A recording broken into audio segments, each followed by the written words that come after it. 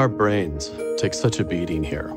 New York City's Times Square is probably the only place in the world where buildings are actually required to display some form of advertising.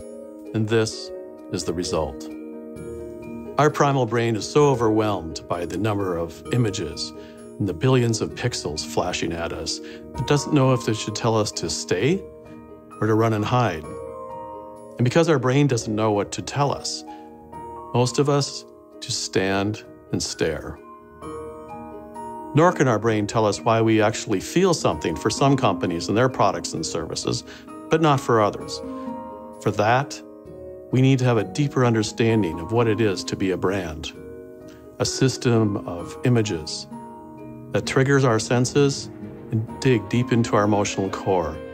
Where some people see confusion, we perceive a pattern, a construct that makes some ideas meaningful thanks to an ability to engage us emotionally, feel that we can believe in them, and attract others who share our beliefs. For that, we need to step between the images and get a deeper understanding of what we call brand.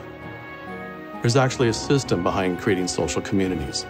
It includes designing a strategic brand narrative that includes these 7 elements. 1, creation story. 2, creed. 3, icons. 4, rituals. 5, lexicon.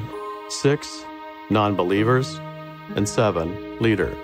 Those companies that have these elements of primal code are special, and we'll explore these ideas as we hear from Wong of Kiip, Kellee Khalil of Loverly, Maren Donovan of Zirtual, and Edgars Rozentals and Agris Kipurs of Airdog. We like them, we follow them, and we believe in them. Their values align with our values, so we not only believe, we belong. Understanding these principles will help you shorten the time gap that comes between your startup idea and your success. So let's meet our 5 successful Silicon Valley entrepreneurs. They've allowed us to deconstruct their brands to reveal what they did through incredible instinct, finding smart partners, tenacity, and perhaps a little bit of luck. It all begins with the creation story. The creation story is the foundation of the brand narrative. It's the how, but not the why. The reason I started Loverly was because when my sister was planning her own wedding and I was her maid of honor, I realized how stressful it was. And we worked in the bridal industry. And wedding planning should be easy. This is 2009, and we saw that people were moving more to digital to get inspiration. They were reading blogs, they were on Facebook and Twitter, and that's where they were getting their news. And I found myself not really looking at magazines, but doing research online, Googling for stuff.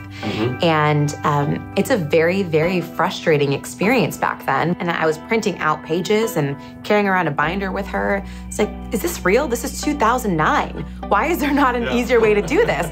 And that's what got the wheels turning for Loverly. The idea for Kiip actually came to me not while I was at Dig. Most people kind of come up with ideas in moonlight when they're working in another company. For me, it was totally different. It actually came to me when I was unemployed. I remember being on a flight. I walked up and down the aisles. I called it the aisle creep, and I looked to my left and to my right, and I noticed that there were tons of people on their phones playing games. And they were either, sort of playing games or pretending to work if they were awake. And so I was like, okay, this gaming phenomena seems to be growing quite exponentially. So I was living in Reno, Nevada. I went to school there, and I had a little internet business of my own. And I obviously couldn't afford to hire employees, and I was also doing school or other jobs at the same time. So I would hire some virtual assistants that I would find on Craigslist or wherever, from Canada, from the US, and I would have them do parts of the business that I couldn't do. People really, were super interested and would always ask me how they could get their own virtual assistant. So, it was kind of a light bulb moment, and I was like, this is probably something that I should, focus my energies on. So once we know where you're from, tell us what you're all about. Let us know what you believe in and why you exist. Tell us your creed. Zirtual provides dedicated virtual executive assistants for busy entrepreneurs, professionals, and small teams. Right now, our vision is to be the most loved brand in bridal.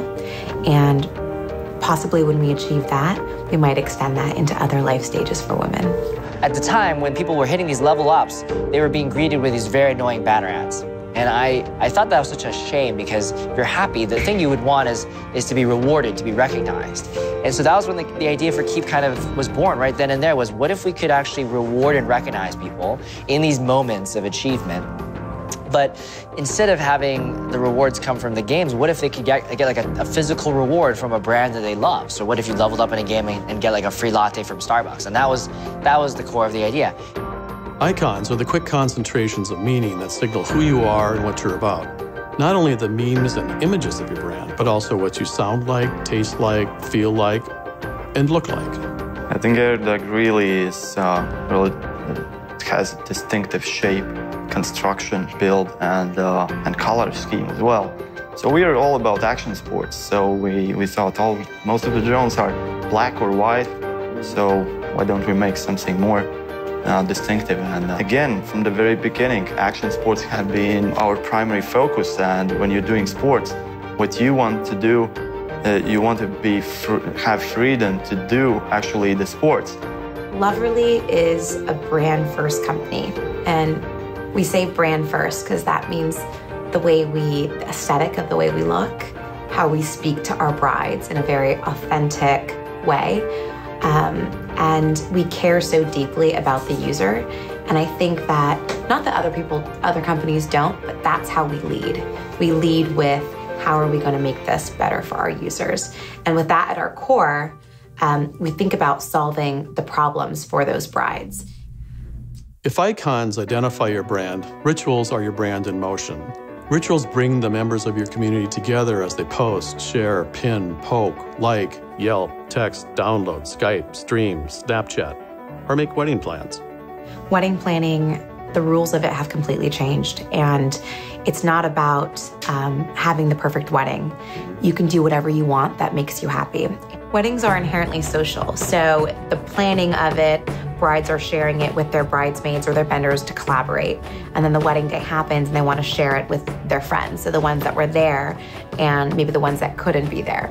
And so naturally through this process, as they're constantly sharing their journey with their friends that they want to and their wedding planner and whoever it is, as they're doing it on the platform, we're getting more exposure. In the book, there was this element around this idea of serendipity, around sort of rewarding people, but intermittently. We want them not to expect it. And so what that did was kind of create this element of surprise and delight, but also preserve the organic nature of people kind of receiving these rewards and redeeming them on their own accord rather than trying to seek them out.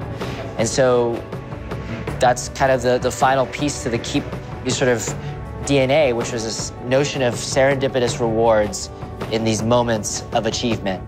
And across games initially, but in the last 4 years, we've evolved quite immensely, and now we've found that these moments don't just exist in games, but they exist in pretty much any app. It could be in fitness apps, you could log a run, it could be productivity apps, you could finish a bunch of to-dos. It could be even in your alarm clock app. You could wake up in the morning and you didn't snooze. That's a moment that is also worth rewarding. Every brand community creates a set of words that identifies those who are members of the community and those who aren't. If you want to be a part of the community, you have to know the words. I had an engineer, one of our first hires, who had been with me for 6 months, and he was training a new hire, and he said, one thing I learned in the second week of working here is those little people on the top of the cake, they're called cake toppers. And that is an example of, people would be searching little people on top of cake. Yeah. They didn't know they're called cake toppers. So early on, I think it was, I forgot who made it up, but somebody was like, we said virtual assistant. They were like, just call it a Zirtual assistant. So glad. That was like a great branding move. Zeeple is another word, people, but we just add the Z. Yeah. Every brand community has a counter community of people who don't share your beliefs. They believe in something else. Understanding what you don't want to be helps us decide what we do want to be. My worst nightmare would be us becoming a soulless mega corporation that puts, everything ahead of the workers. That would be my worst nightmare. Everybody meet those type of people. And I think you need to meet. I think it's very important to meet the people that are skeptical about what you are doing. Because they are sometimes right, partly right. And you get to think about it. And it helps you become actually stronger and just try harder. Persistence is crucial in what we are doing. You have to maintain that persistence, and it's how you can only do it. Finally, there's the leader, the person who set out against all odds in the world at large in order to recreate the world according to their point of view. As an entrepreneur, taking the leap of building a business, it's exactly that. It's taking a leap. And I actually have a vision in my mind of when I decided to start Leverly. It was me running as fast as I can off a cliff, hoping that I'm gonna land in the water, but knowing that I had to. I love what I'm doing so much that I can't imagine doing anything else. So just building the biggest company possible, and along the way, helping other female entrepreneurs empower them to realize that they can do the same. Our lead investor was Tony Shea, and Mayfield Partners also was in it. And what we did then is we raised less than we could have, because we wanted to, be very careful about money, about equity, especially early on as we were still figuring things out. So I would say that is one thing, just being cognizant of what you need. So we really don't feel like we are done with something. No, we were just in the beginning. We have done a great start. It's a great start for a longer story, and really want to make sure we do it right. Yeah, we'll learn later whether we fail or succeed. We're not yet there. When all 7 pieces of Primal code are aligned, a strategic brand narrative is created that crosses the bridge from being meaningless to becoming meaningful. These meaningful moments are transformational and move people from who cares to I care. So people not only buy you, they buy into you. We do this by attracting others who share our beliefs. When people share beliefs, whether it's 2 people or 2 billion people, they're willing to like you, friend you, and believe in you. Companies and products don't come with a soul. You have to create one. To take your ideas from cult to culture means designing a community that becomes so passionate about your success, they're willing to create it themselves.